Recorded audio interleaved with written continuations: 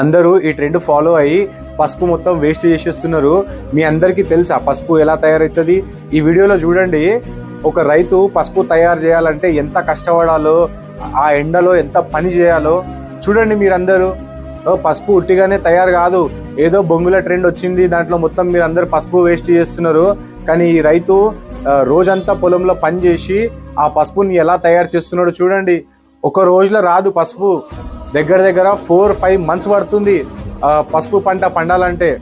అంత ఈజీ అనుకుంటుర్రా? ఇవాళ పంట వేయంగానే రేపు పొద్దున పసుపు రానికి. అసలు ట్రెండ్ని ఫాలో అవుతున్నారు. చిన్నప్పుడు స్కూళ్ళలో మీరు ఇలాంటి చేయలేరా? నాకు అర్థం కాదు వాళ్ళకి. అసలు చూడండి ఆ వీడియోలో ఒకసారి రైతు ఎంత కష్టపడి పసుపుని తయారు చేస్తున్నాడు. అట్లీస్ట్ ఆ రైతుకైనా రెస్పెక్ట్ ఇవ్వండి. ఇసొంటి ట్రెండ్లలో, వేస్ట్ ట్రెండ్లలో పసుపుని వేస్ట్ చేయకండి గైస్. పసుపు ఎవరైతే పండిస్తున్నారో వాళ్ళకి అసలు చూస్తే ఎంత బాధ కలుగుతుంది. ప్లీజ్ రిక్వెస్ట్ చేస్తున్నా, ట్రెండ్ క్రియేట్ చేయాలంటే ఏదైనా మంచి ట్రెండ్ క్రియేట్ చేయండి. Thank you so much.